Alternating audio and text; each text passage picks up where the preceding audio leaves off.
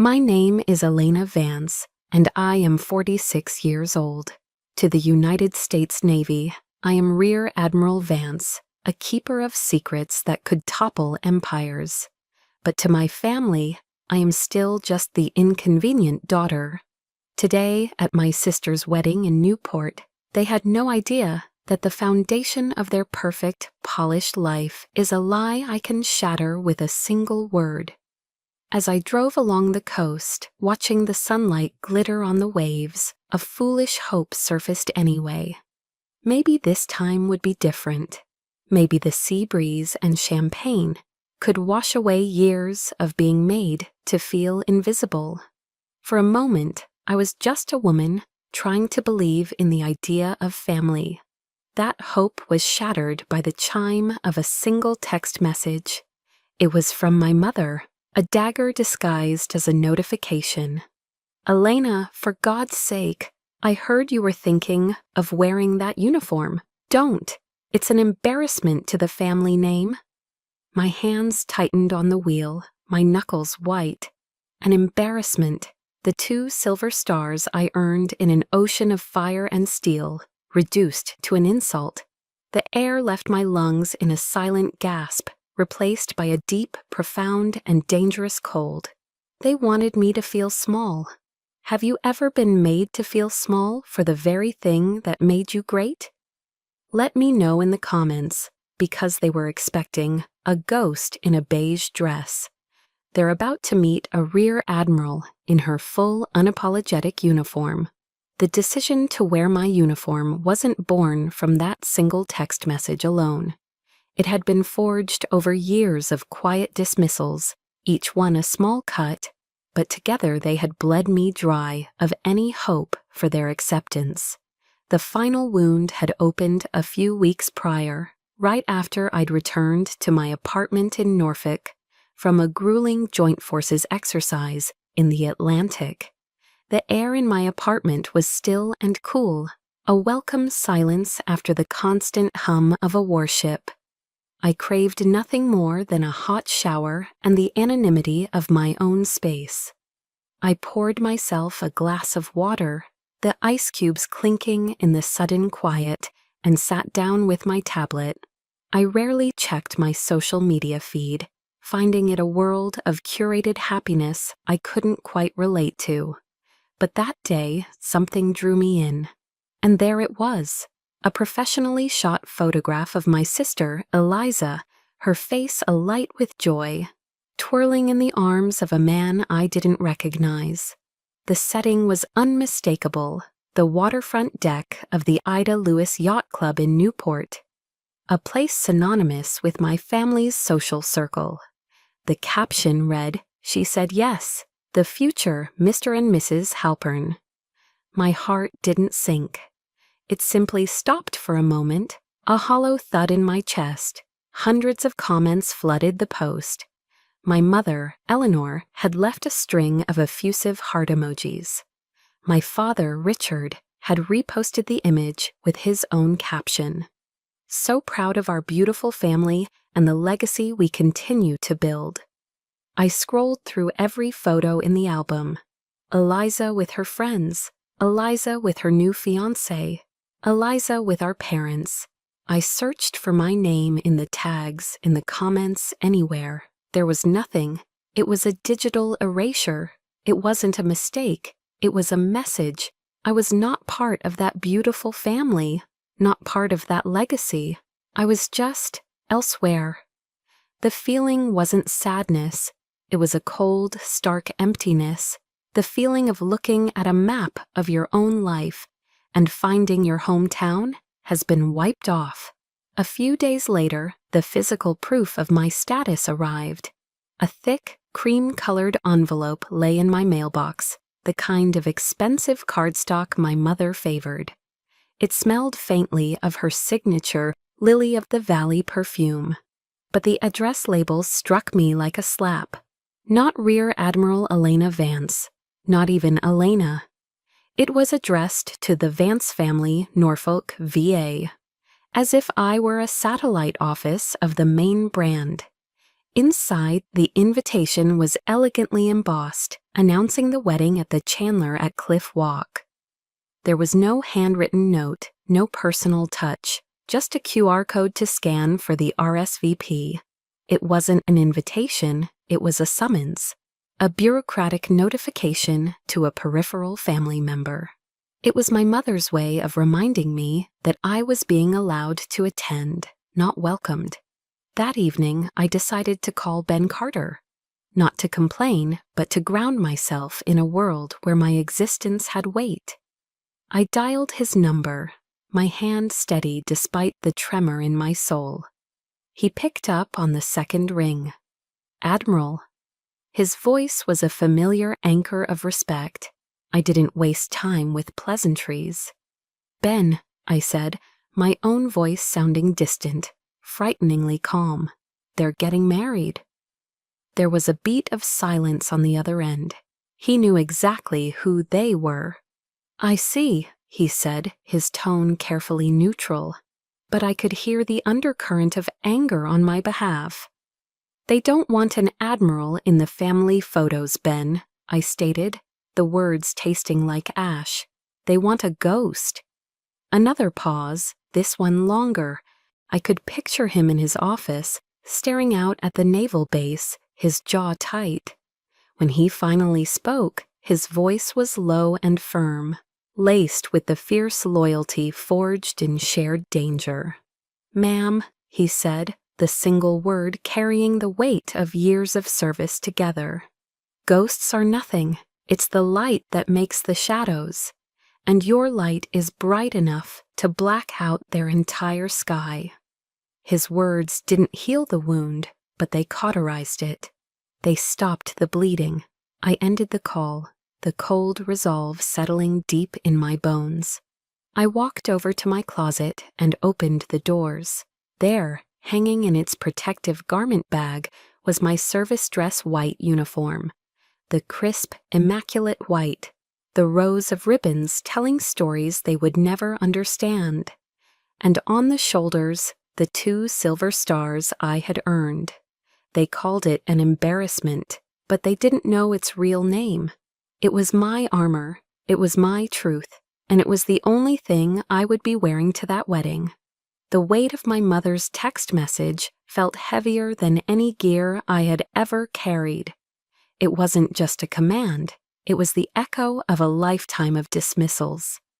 As I gripped the steering wheel, the image of my crisp white uniform hanging in my closet dissolved, replaced by a memory just as stark, just as white. It was the memory of my first uniform, and the day I earned the right to wear it. The day my family decided they had better things to do. My mind drifted back, the miles of I-95 fading into the sprawling green of Annapolis. The Navy Marine Corps Memorial Stadium was electric, a sea of families buzzing with a pride so thick you could taste it. The air was filled with cheers and the soaring notes of "Anchors Aweigh." And then the moment came. The command was given, and 1,000 white hats sailed into the brilliant blue sky. A flock of white birds ascending in perfect unified celebration.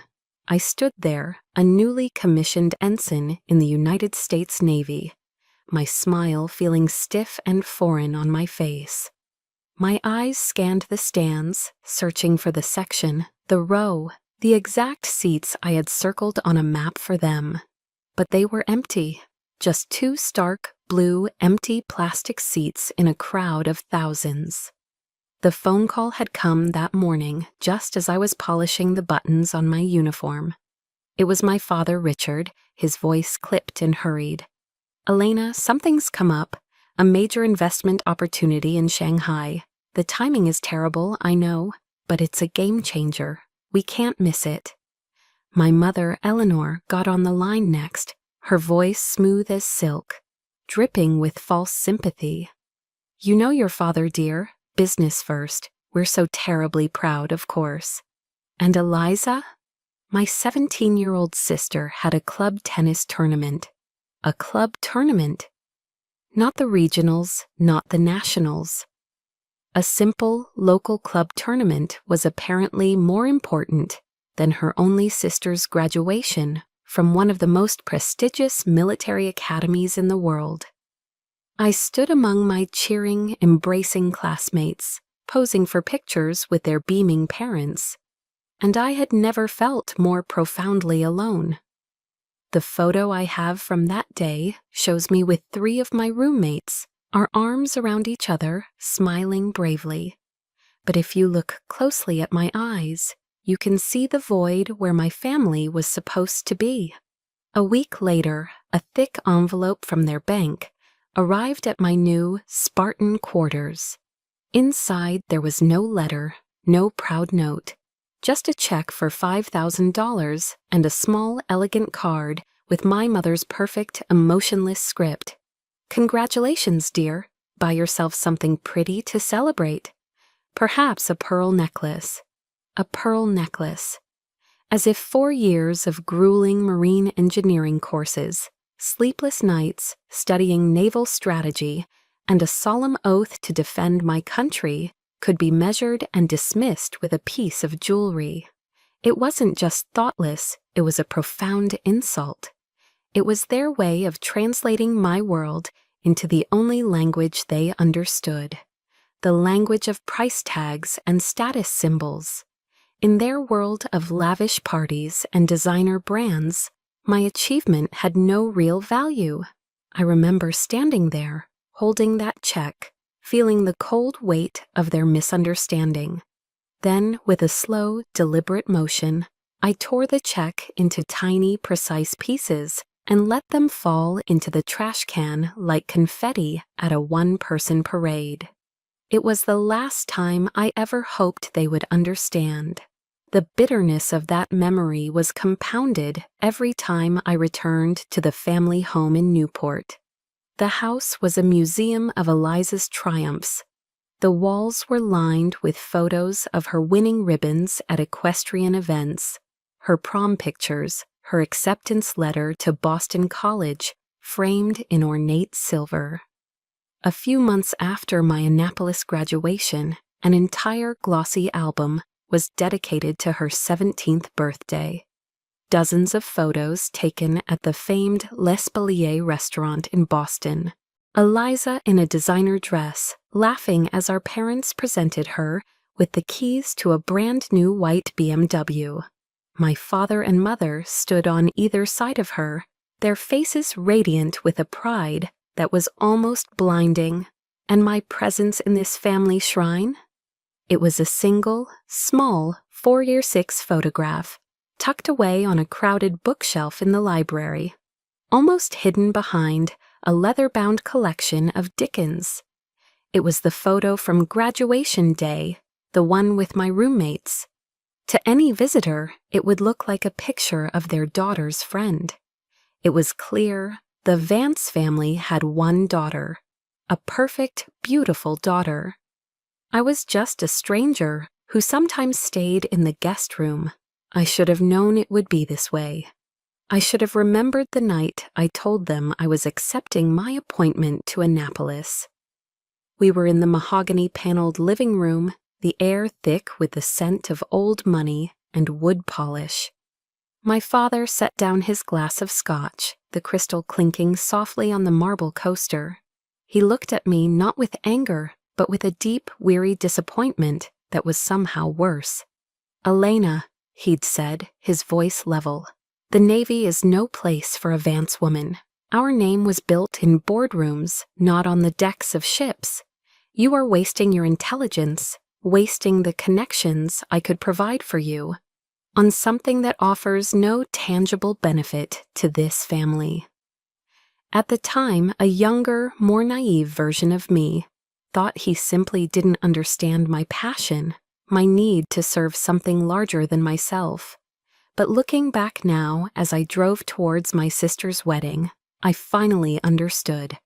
Tangible benefit to the family was a code. It never meant honor or duty or sacrifice. It meant stock prices and strategic partnerships. My entire life, my entire career, was just an entry on the wrong side of their ledger. He was wrong, of course. My choice wasn't a waste. It had forged me into the woman I was. But he was also right about one thing.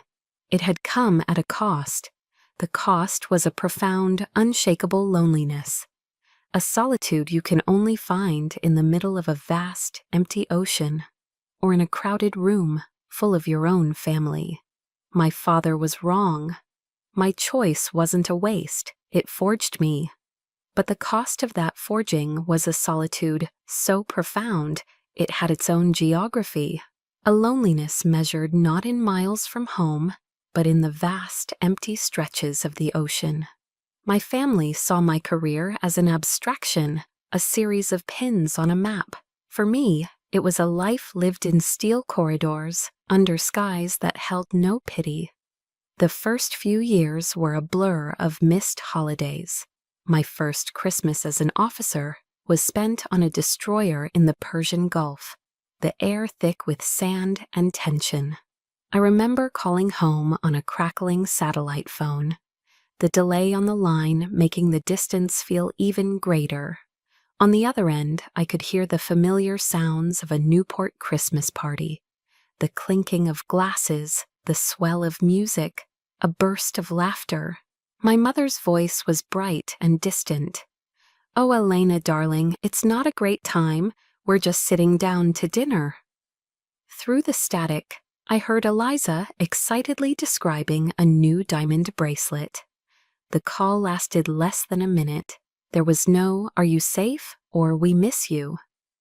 While they passed around a platter of glistening roast goose and poured expensive Bordeaux, I sat in the ship's metallic, windowless wardroom, eating a lukewarm meal ready to eat, the beef stew packet. That was the moment I truly understood. I wasn't just absent, I was forgotten. An inconvenient detail in their perfect holiday narrative. My promotions didn't come from a family connection or a well-placed phone call. They were earned in 36-hour shifts on the bridge, fueled by stale black coffee and the sheer will to not fail. They were earned by making life-or-death decisions in seconds, with the lives of 200 sailors in my hands. I remember one deployment in the North Sea. A rogue storm, a weather bomb, materialized out of nowhere, turning the ocean into a churning gray monster. The waves were the size of office buildings, crashing over the bow with a sound like cannons firing. For 2 straight days, I didn't leave the command deck. I lived on dry crackers and the adrenaline pumping through my veins, my eyes burning from staring at the radar, coordinating our every move to keep the ship from being torn apart. We made it back to port in Scotland, exhausted, bruised, but whole. I felt a quiet, bone-deep pride in my crew, in myself. That same week, I saw a picture Eliza had posted from the breakers in Palm Beach. She was wrapped in a fluffy white robe, a cucumber slice over one eye, with a caption complaining about how exhausted she was after a hard week of shopping. The contrast didn't make me angry or jealous. It created a chasm. It was as if we were living in different realities, operating under different laws of physics, where my exhaustion was a matter of survival, and hers was a luxury. In her world, my entire life was invisible. But the warmth I never found in my family's gilded cage, I discovered it in the most unexpected of places, on the rolling decks of those gray ships. It was in the small, unspoken gestures of my crew. I remember a young Ben Carter, then just an ensign himself, quietly placing a steaming mug of chicken soup in my trembling, frozen hands after a grueling watch in the freezing Arctic. He didn't say much, just, "Figured you could use this, ma'am." The non-commissioned officers, my chiefs, would somehow know it was my birthday, and a lopsided homemade cake would mysteriously appear in the galley. They were my family. They saw the dark circles under my eyes and understood their origin. They saw the rank on my collar and knew what it had cost to put it there. They didn't care about my last name or my father's stock portfolio. They cared about the officer who stood beside them, the one who would go through hell and back for them. It was a fierce, unvarnished loyalty that money could never buy and my family would never understand. That truth was never clearer than after the Orion incident. It was the mission that nearly ended my career, the one where I had to defy a direct order to save my crew. When I finally got a few days of shore leave, I went home to Newport. The silence in the house was heavy. At the dinner table, over a perfectly cooked filet mignon, I tried to tell my father about it. I spoke of the crushing pressure, the sonar failure, the choice I had to make. He nodded vaguely, his eyes fixed on the financial news ticker on the large screen TV in the den. "Sounds intense," he said, his voice laced with disinterest. "By the way, Lockheed Martin's stock is up again." Before I could respond, Eliza chimed in, wrinkling her nose. "Ugh, can you not talk about scary stuff like that? It's ruining my appetite." I stopped talking. I looked at their faces, bathed in the soft light of the dining room chandelier, and I realized they were not just uninterested, they were incapable of understanding. In their safe, predictable world, war, danger, life, and death were just abstract concepts from a movie.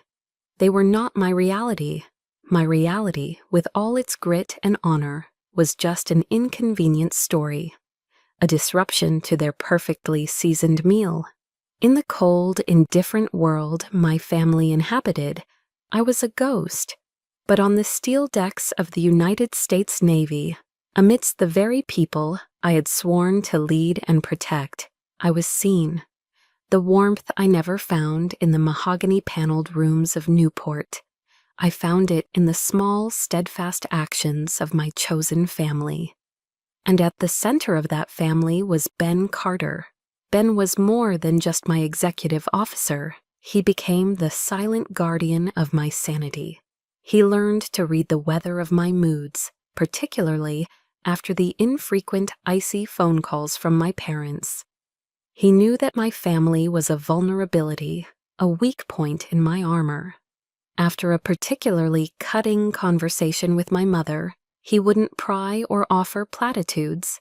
Instead, a little while later, a mug of steaming Earl Grey tea, black, no sugar, would appear on my desk.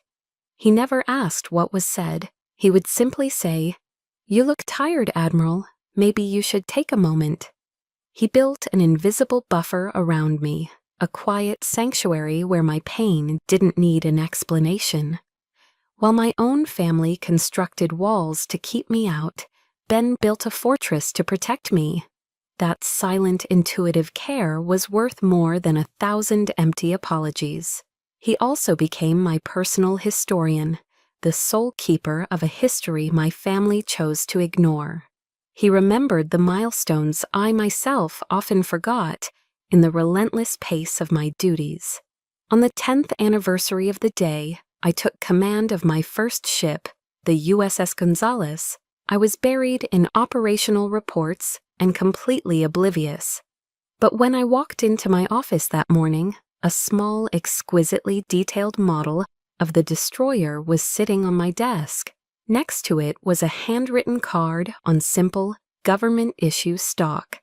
It read, "Happy anniversary, Admiral. She was a lucky ship to have you." He remembered. He had taken the time to learn the chapters of my life, not out of idle curiosity, but out of a deep and abiding respect. In those moments, I felt a profound sense of gratitude wash over me. It was the feeling of being truly seen, a validation that the sacrifices I had made mattered to someone. Our bond was deepest not in words, but in shared silence. I remember one night, weeks after the official inquiry into the Orion incident had concluded, a conclusion that left me cleared but scarred. We were on the deck of the USS Farragut, cutting through the warm, dark waters of the Arabian Sea. The stars were a brilliant, indifferent canopy above us. I had been quiet for a long time, just watching the phosphorescent wake of the ship. "You're thinking about them, aren't you?" Ben's voice was soft, barely a whisper above the thrum of the engines. I didn't have to ask who them was, he knew. My shoulders sagged, a rare break in my military posture. "Sometimes I wonder if it's worth it, Ben," I confessed, my voice thin. "All of this." He didn't answer right away. He just stood beside me, a steadfast presence, and looked up at the American flag, snapping crisply in the night wind. "It's worth it to the people on this ship, Admiral," he said finally, his gaze unwavering. "It's worth it to me. And in the end, that's the family that matters." He wasn't trying to fix my relationship with my parents. He was simply reminding me of the family I had chosen, the one I had fought for. That quiet allegiance was forged into an unbreakable alliance the day my career almost ended. When Vice Admiral Croft made me the scapegoat for the Orion disaster, I was summoned to a closed-door hearing at the Pentagon. The political maneuvering was thick, and I was sure I would have to face it alone. But I was wrong. When the hearing concluded and I walked out of that sterile, intimidating room, exhausted and disillusioned, the first thing I saw was Ben. He had flown from Norfolk to Washington, D.C. on his own dime. He was standing across the hall in his immaculate dress uniform under the harsh fluorescent lights, holding a black umbrella even though we were indoors. He walked towards me, his expression grim but resolute. He didn't say, "I told you so," or "Are you okay?" He simply opened the umbrella, as if to shield me from more than just the rain outside. "I'm here, Admiral," he said, his voice a low, steady anchor. "Whatever happens next, I'm not going anywhere. The truth has a witness." In that moment, under that ridiculously formal umbrella in a sterile government hallway, I knew I wasn't alone. Our alliance wasn't built on blood or a shared name. It was forged in the fire of shared duty, tempered by the storms of the high seas, and sealed by a quiet, unwavering loyalty. It was stronger than blood, and it would prove to be the only thing I could truly count on when the final storm, the one brewing within my own family, finally broke. The alliance I had with Ben became my fortress in the years that followed, a bastion of loyalty in a world where my own blood relatives saw me as little more than a tool. I was naive to think the fallout from the Orion incident might have changed them, that a near disaster might have recalibrated their priorities. But I was wrong. A month before Eliza's wedding, a phone call from my father proved that they never change. They just find new, more insidious ways to use you. The call came on a Tuesday afternoon. I was in my office at Naval Station Norfolk, reviewing personnel files. My phone rang and the caller ID read Richard Vance. It was a rare event. My father communicated primarily through brief, impersonal holiday texts. I answered, a familiar sense of caution tightening my stomach. But his voice was unusually warm, almost jovial. "Elena, sweetheart, it's been too long. How are you?" I was immediately on guard. This was not the voice of the man who ignored my graduation. This was a performance. He asked about my health, about the weather in Virginia, about my command, questions a normal father would ask, yet coming from him, they felt scripted and strange. "I heard your fleet just secured a major contract for next-generation sonar technology," he said casually. "Fascinating stuff." For one foolish, desperate moment, a spark of hope ignited within me. Maybe he was finally trying. Maybe after all these years, he saw me as more than just a deviation from his life plan. So I answered cautiously, sharing a few unclassified details about the project's scope. We spoke for nearly 10 minutes, the longest conversation we'd had in years. I started to relax, to let my guard down, and that's when the trap was sprung. By the way," he said, his voice shifting seamlessly into the clipped all-business tone I knew so well. "Your old acquaintance, Vice Admiral Croft, happens to be a business partner of mine. He's got a subsidiary company that's putting in a bid for that sonar contract. He was saying how beneficial it would be if someone on the inside, someone like you, could perhaps nudge the procurement committee in their direction, or maybe just provide a little insight into the competing bids. It would be a huge help for the family business, Elena." The line went silent. The warmth in my chest from moments before turned to ice. It was all a lie. The entire conversation was a calculated prelude to this request. I wasn't his daughter, I was an asset. An intelligent source to be exploited for his and Croft's financial gain. The disappointment was a physical blow, knocking the air from my lungs.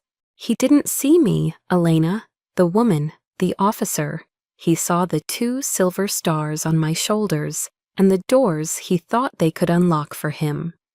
"No," I said, my voice flat and cold. "Absolutely not.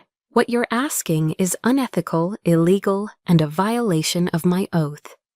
My father's manufactured warmth evaporated. "Don't be so dramatic," he snapped before hanging up abruptly. A few hours later, my mother called, her weapon of choice, not a direct assault, but a wave of guilt and passive aggression.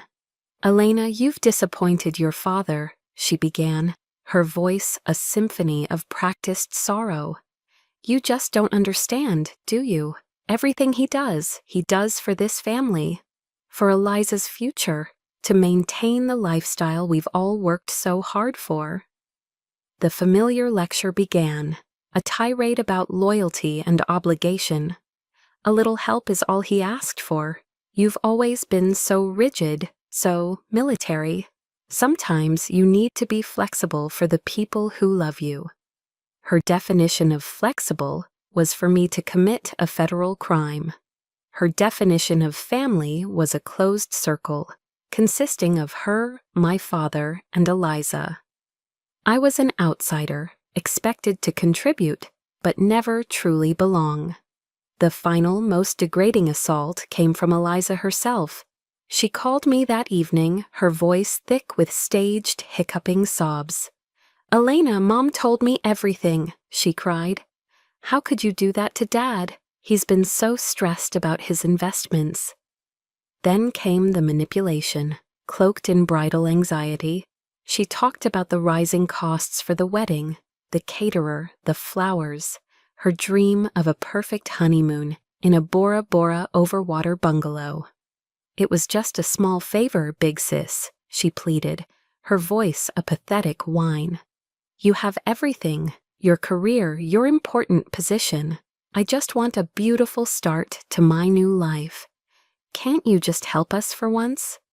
She was using her wedding, her one day of supposed happiness, as a tool of emotional blackmail. She was weaponizing her own tears. That was it. That was the moment. The last vestiges of sorrow in my heart burned away, leaving behind nothing but cold, hard fury. The disappointment was gone, replaced by a clarity so sharp it hurt. They had used every tactic in their playbook. Feigned affection, guilt, and now a damsel in a wedding dress. They had treated my honor, the very core of my being, as a commodity to be bartered. Fine. They wanted a perfect wedding in Newport. I would be there, but I wouldn't be coming alone. I'd be bringing the truth with me. And the truth doesn't wear a beige dress. My cold resolve, forged in the wake of Eliza's manipulative phone call, carried me north to Newport. I checked into a room at the Hotel Viking, a historic landmark just a short drive from my family's sprawling seaside estate. I didn't call them to announce my arrival. I knew they would find out. The day before the wedding, driven by a final fading sense of duty, I drove to the Chandler at Cliff Walk, the opulent venue overlooking the Atlantic. The ballroom was a flurry of activity. My mother and Eliza were in deep consultation with a frantic-looking wedding planner, pointing at floral arrangements and linen samples. I approached them, my footsteps echoing softly on the marble floor. "It's all looking beautiful," I offered, my voice even. My mother glanced up, a flicker of annoyance in her eyes before it was masked by a tight smile. "Elena, you're here." She turned back to the planner. Eliza simply gave a tight little wave, then leaned in to whisper something to her maid of honor, who giggled and shot a sideways look at me. I tried to offer a suggestion about the seating chart, noting that 2 elderly cousins might prefer to be seated away from the band. My mother waved a dismissive hand. "The professionals have it handled, dear. What would you know about these things?" I was an outsider, a tourist in the landscape of my own family's life, invited only to observe from a distance. That distance became a canyon at the rehearsal dinner that evening. The event was held at a chic restaurant on Bowen's Wharf, the air smelling of salt and expensive perfume. The main table, a long, beautifully decorated affair, was reserved for the immediate family. My parents, Eliza and her fiancé, and his parents. There was no seat for me. The wedding planner, a young woman with a perpetually worried expression, approached me apologetically. "Admiral Vance," she stammered, "there's a place for you over here?" She gestured to a smaller, round table in the corner near the service entrance. The Friends of the Family table. I was seated next to a great-aunt I hadn't seen in 20 years, who spent the evening asking me if I was still in the Coast Guard. I sat there, nursing a glass of sparkling water, and watched. I watched my father stand up, tap his glass for attention, and begin a glowing tribute to his wonderful daughter, Eliza. He spoke of her beauty, her charm, her bright future. He spoke of legacy and pride. Throughout the entire 5-minute speech, he never once looked in my direction. He never once mentioned my name. It was a masterful public erasure. In that room, in front of everyone they knew, Richard Vance made it clear that he had only one daughter worthy of acknowledgement. The final straw wasn't grand or dramatic. It was small, quiet, and utterly devastating. I had spent months searching for the perfect wedding gift for Eliza. Not something from a registry, but something with meaning. I found it in an antique shop in Annapolis, a heavy brass maritime compass from the 1940s. I had it engraved with the date of the wedding and the geographic coordinates of the small Newport chapel where our grandparents had been married. It was a symbol of guidance, of a true beginning, of the real family legacy they pretended to care about. At the dinner, during a lull in the conversation, I walked over to the main table and presented the small, velvet-boxed gift to Eliza. "Oh, thanks," she said, her voice distracted. She opened it, glanced at the compass for a fraction of a second, and then set it down on the table with a soft thud. Her attention was immediately captured by a friend who was loudly admiring a new glittering diamond tennis bracelet on Eliza's wrist. The compass sat forgotten next to a bread plate. Later, as the dinner was winding down, I saw a waiter clearing the table. He picked up the bread plate, the used napkins, and his hand brushed against the compass, nearly sweeping it into the bus tub along with the other refuse. My gift. My months of thought, my symbol of our shared history, was treated as disposable clutter. I stood up and walked out of the restaurant. No one noticed. I walked down the wharf, past the gleaming yachts, and onto the cliff walk. The cold, salty wind whipped at my face, but I didn't feel it. There were no tears, not this time. The deep, abiding hurt that had been my lifelong companion had finally burned away, leaving something else in its place, a pure, clarifying rage. 25 years of being ignored, dismissed, used, and now publicly humiliated. The discarded compass was more than a gift. It was me, my values, my history, my honor, all casually swept aside. I stopped and looked out at the black, churning expanse of the Atlantic. The ocean didn't judge. It was vast, powerful, and honest. In its roar, I found my own. The quiet, obedient daughter was gone, washed away by a final tidal wave of disrespect. I took a deep, steadying breath, the salt air filling my lungs. Never again, I whispered to the wind. No more silence. No more making myself small to fit into their narrow world. The battle had been declared, not with ships or weapons, but with the one thing they were most afraid of, the unvarnished truth. In life, everyone has a breaking point, that one moment where endurance ends and action begins. The moment you look in the mirror and say, enough. What was yours? Share that moment of finding your strength in the comments below. The rage that had consumed me on the cliff walk did not dissipate. It crystallized. Back in the sterile quiet of my hotel room, the hurt was gone, replaced by the cold, clear focus of a commander preparing for battle. I didn't sleep. Instead, I opened the encrypted laptop I carry on all assignments. My mission was no longer about personal pain. It was about exposing a truth that had been buried for far too long. Revenge was a messy, emotional affair. I was seeking something cleaner, colder, justice.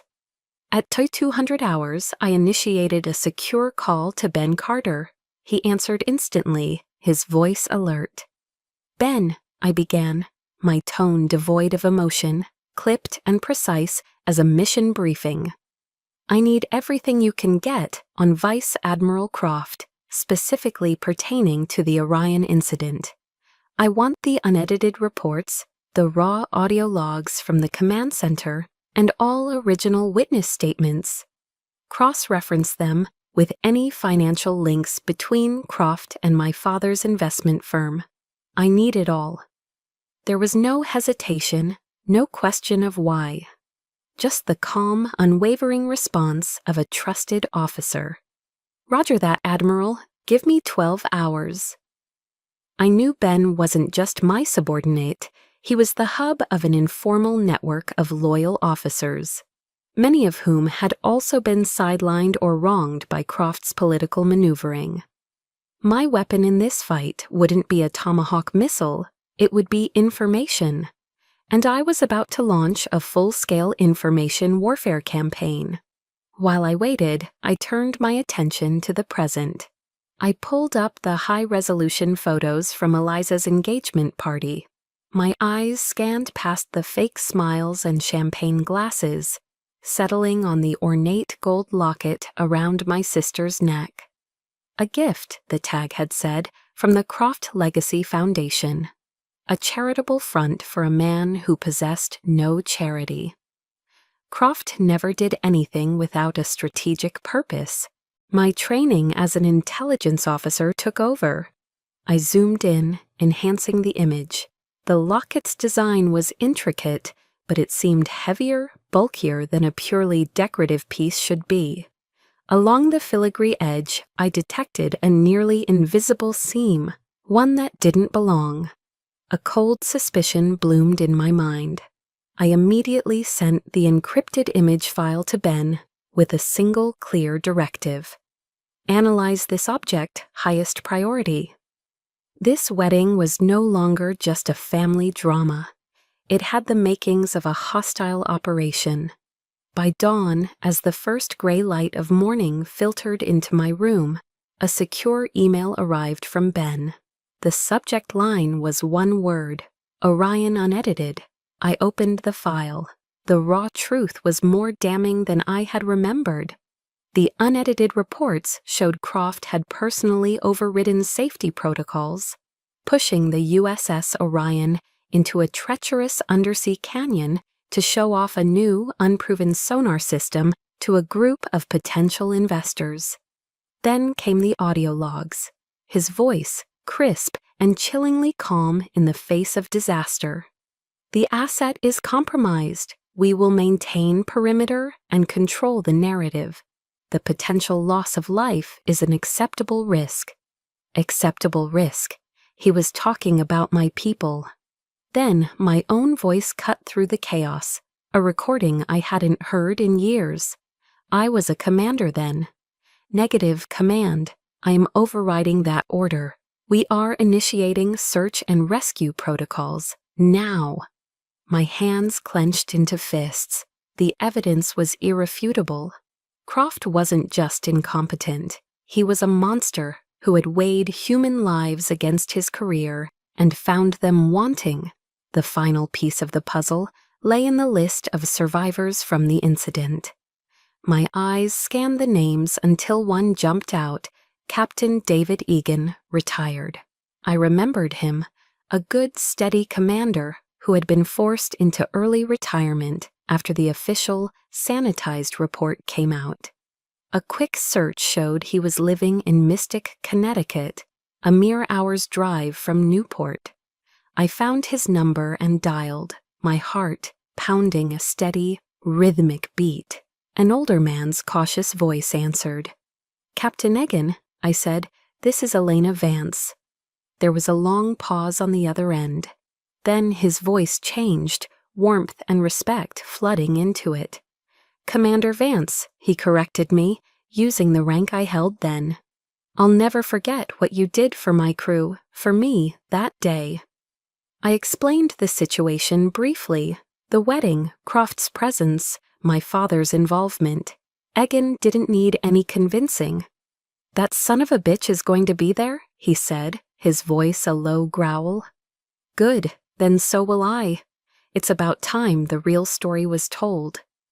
I hung up the phone, a grim sense of satisfaction settling over me. I now had all the components for my operation. I had the irrefutable evidence. I had the motive. And now I had a living, breathing witness with unimpeachable credibility. Croft and my family thought they were attending a wedding. They had no idea they were about to walk into a court-martial, and the stage was already set. I looked over at the service dress white uniform, hanging pristine and ready. It was time to put it on. I walked into the grand ballroom of the Chandler with the calm deliberation of a commander boarding the flagship. I did not wear the beige dress. I wore my service dress white uniform, the twin silver stars on my shoulder boards catching the light from the crystal chandeliers. As I entered, a wave of silence rippled through the room. The polite chatter of Newport's elite died in their throats. Every head turned. I saw my mother, Eleanor, across the room. Her face, a mask of social grace, moments before, went rigid, her skin paling in fury. My father, Richard, caught my eye and immediately looked away, turning his back to me as if I were a stranger. Eliza shot me a look of pure, venomous disbelief. I ignored them all. With my back straight and my chin held high, I walked calmly to my assigned seat, the lone chair in the last row, a place of exile, and sat down. My presence in that uniform was not a plea for attention. It was a declaration of war. The ceremony began, a symphony of orchestrated perfection. The officiant spoke of love, trust, and honor, words that felt hollow and profane in that room. From my vantage point, I watched the front row. Vice Admiral Croft sat there, the picture of dignity, applauding politely. My father sat beside him, nodding in agreement, a loyal business partner. The air was thick with hypocrisy. Then came the moment I had been waiting for. The officiant, with a warm smile, said, "At this time, we'd like to take a moment to honor the brave men and women of our armed forces who may be with us today." As planned, Captain Ben Carter stood. He was in his own immaculate white uniform, a stark pillar of integrity in the lavish room. But he didn't just stand. He turned, pivoting on his heel to face the back of the room. He looked directly at me. His hand snapped up to his brow in a salute so crisp, so perfect, it cut through the air. And then he spoke, his voice not loud, but carrying across the stunned silence with absolute authority. "Rear Admiral Elena Vance, ma'am." A collective gasp swept the room. Whispers erupted like wildfire. A Rear Admiral, here, sitting in the back? My mother's hand flew to her pearls, her face a mixture of horror and dawning recognition. My father froze mid-smile. Eliza stared, her mouth agape. The timing was precise.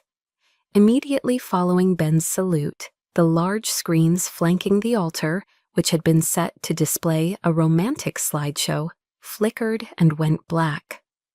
A moment later, they came to life again, not with smiling photos of the happy couple, but with the cold blue and green tactical display of an underwater sonar map, the map of the Orion incident. Ben, through a former Navy technician on the venue's AV team, had seized control. Then the speakers crackled. Croft's voice, amplified throughout the silent ballroom, was chillingly clear. "The potential loss of life is an acceptable risk. Control the narrative." The crowd murmured, a low, confused hum. Then my own voice answered from the past, sharp and decisive. "Negative command. I am overriding that order. Initiate search and rescue protocols, now."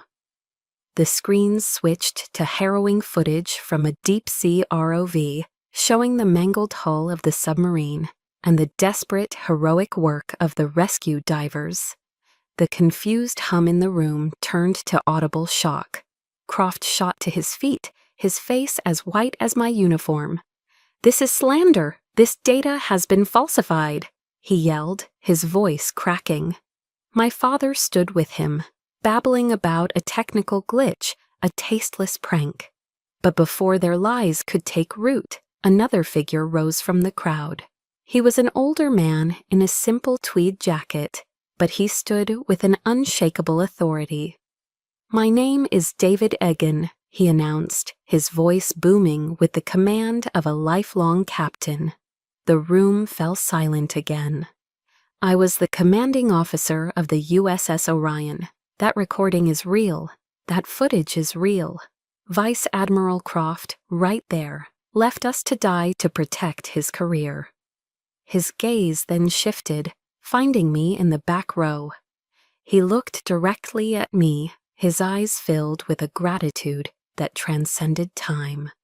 "And that woman," he said, pointing a steady finger, "the one you sat in the back of the room, was then Commander Vance. She defied a cowardly order, and she saved our lives."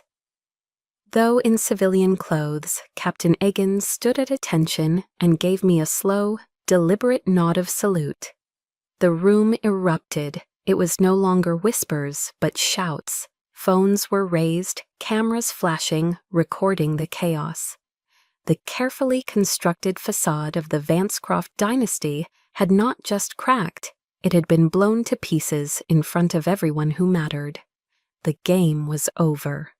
The moment Captain Egan finished speaking, the opulent ballroom descended into chaos.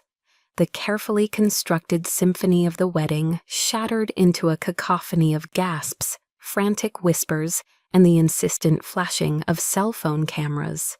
The guests, pillars of Newport and Washington society, were no longer passive observers. They were witnesses, and their phones were broadcasting the downfall of two powerful men in real time. The society reporters, who had come expecting a story about peonies and lace, now had the scandal of the decade. I watched as Vice Admiral Croft, his face a ghastly shade of white, tried to make a discreet exit, but his path was silently, immovably blocked by Ben Carter and two other officers I recognized, all standing at parade rest. They didn't touch him. They didn't have to. Their steadfast presence was a wall of honor he could not breach. My father, Richard, was trying to do damage control, his voice a desperate, sputtering engine trying to start. A misunderstanding, a technical error, he pleaded to anyone who would listen. But no one was listening. They were all watching the empire of Vance and Croft crumble into dust. They had built their house of cards on a foundation of lies, and they had underestimated the storm that was their own discarded daughter.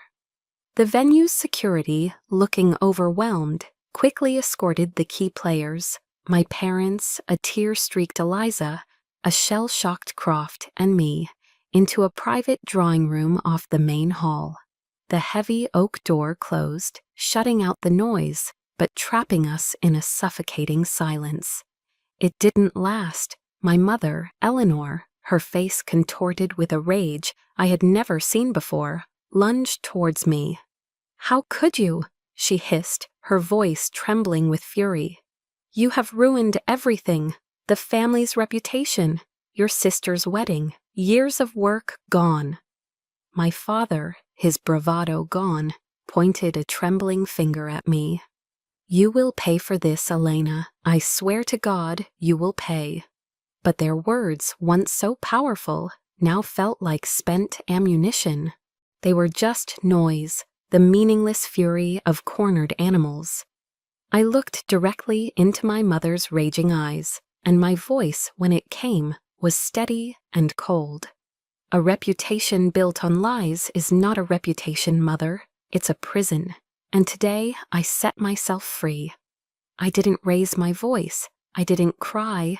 My calm, the unnatural stillness of a ship in the eye of a hurricane, seemed to frighten them more than any outburst would have. Eliza, her designer wedding gown, now looking like a costume, ran to me, grabbing my arm. Her mascara was smeared, her face blotchy. "Elena, please," she sobbed, the practiced tears of a lifetime of manipulation flowing freely. "Just take it back. Tell them it was a mistake. You've ruined my most important day."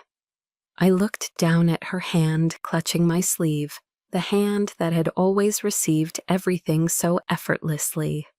"Your most important day," I said, my voice soft but unyielding, "was financed by a cover-up that almost cost dozens of men their lives. Is that truly the foundation you want for your marriage, Eliza?" I gently, deliberately, pried her fingers from my arm. The physical contact was broken, and with it, something final. "The game is over, Eliza," I said. "There's no one left for you to manipulate." For the first time in her life, she looked at me, not with scorn, but with a dawning, horrified awe, as if seeing a stranger who inexplicably wore her sister's face. Just then, the oak door opened again. It wasn't hotel security. Two grim-faced individuals in dark suits, their credentials clipped to their belts, entered, followed by two uniformed Newport police officers. They ignored the rest of us. Their focus was singular. "Vice Admiral Harrison Croft," the lead agent said, his voice flat and official. "You are under arrest on suspicion of obstruction of justice and falsification of national defense intelligence in connection with the Orion incident." As they snapped the handcuffs onto Croft's wrists, a sound that echoed loudly in the quiet room, my father collapsed into a brocaded armchair as if his strings had been cut. In that moment of suspended chaos, I turned and walked towards the door. "Elena, where are you going?" my mother called out, her voice a strange mix of command and desperation. I didn't turn back. I paused at the threshold, my hand on the door. "I'm going where I belong," I said, my voice clear and final for all of them to hear. "And it is no longer here." I stepped out of the room, leaving the wreckage of my family behind me, and closed the door on a life that was no longer mine. The air in the hallway, though still buzzing with the aftershocks of the event, felt cleaner, lighter. I felt empty. But it was a peaceful emptiness, a void where a lifetime of pain used to be. The battle was over, but I knew the real war, the one to heal and reclaim my own life, had only just begun. When I walked out of that room, I didn't feel triumph or sadness. I felt quiet, a peaceful void where a lifetime of struggle used to be. The battle I had fought for decades was over, but I knew the real war, the one to heal my own heart, was just beginning. Months passed. The scandal of the Vance Croft wedding faded from the headlines. Harrison Croft was facing a court-martial, his celebrated career ending in disgrace. My father's business suffered catastrophic losses as partners and investors fled from the stench of the scandal. I heard through the grapevine that the wedding had been unceremoniously canceled. I felt nothing about it. Their world had become a foreign country to me. One crisp autumn afternoon, I was taking a rare walk along the waterfront in Norfolk, watching the destroyers and carriers glide in and out of the harbor. A young woman pushing a stroller hesitated, then approached me. "Excuse me," she said, her voice shy. "Are you Admiral Vance?" I nodded, offering a small smile. Her eyes welled up with tears. "My husband. He was a petty officer on the Orion. He talks about you all the time. He says he's alive today because of you." The little girl in the stroller, no older than 5, with bright, curious eyes, held out a crayon drawing. It was a lopsided picture of a big gray ship and a stick figure in a white uniform with bright yellow hair. "Thank you," the little girl whispered. I took the drawing from her small hand, my throat tight. I looked from the child's earnest face to the simple, heartfelt piece of paper. This was the recognition I had spent a lifetime craving. It didn't come in a Newport mansion or at a society gala. It came on a windy pier, a gift from the very people I had sworn an oath to protect. My true legacy wasn't my name, it was theirs. That evening, back in my office overlooking the water, I did something I hadn't done in years. I tried to write a letter to my family.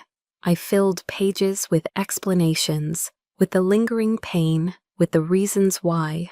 I tried to make them understand. But after reading it over, I realized the futility of it. I wasn't writing it for them. I was writing it for a younger version of myself, who still believed they might one day listen. I no longer needed their understanding. I no longer owed them an explanation. With a sense of finality, I tore the letter into pieces, just as I had torn up that check all those years ago. I opened my desk drawer and took out the antique brass compass, the one Eliza had discarded. Ben had quietly retrieved it from the restaurant that night and given it back to me. I polished its surface with my thumb and placed it on my desk right next to my command insignia. It was no longer a symbol of rejection. It was my own true north, a reminder that my direction was my own, guided by my own values, not by the shifting winds of their approval. The most important forgiveness I needed was not from them, but for myself, for spending so many years hoping for a love they were incapable of giving. The following spring, I was invited back to Annapolis. It wasn't a grand affair. It was a quiet, dignified ceremony in the Naval Academy's Memorial Hall. A new bronze plaque was being unveiled. It didn't just list the names of the fallen. For the first time, it officially acknowledged the Orion incident, honoring the uncommon valor and decisive leadership that saved the crew. My name was there, etched in the enduring metal. Ben Carter, recently promoted to captain, stood beside me. Captain Egan was there, along with a dozen other survivors from the Orion, their faces older, but their gratitude timeless. There were no news cameras, no politicians, just sailors, a family bound by a shared respect for true honor.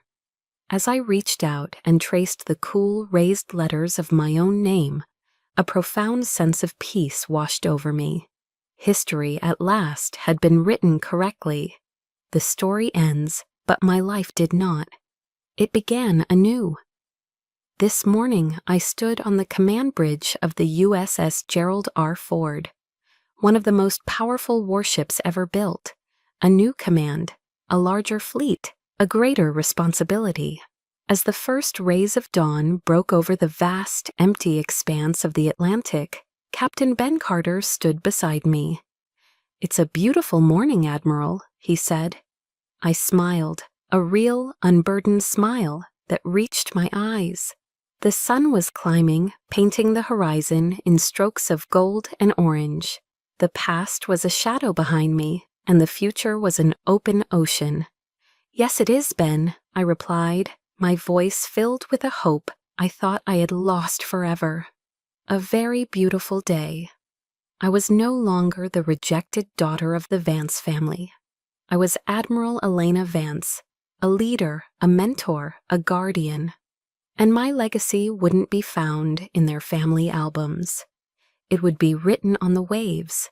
We all have a past that shapes us, but it doesn't have to define us.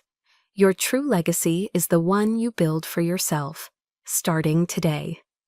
What is the first step you'll take to build yours? Share your promise to the future in the comments.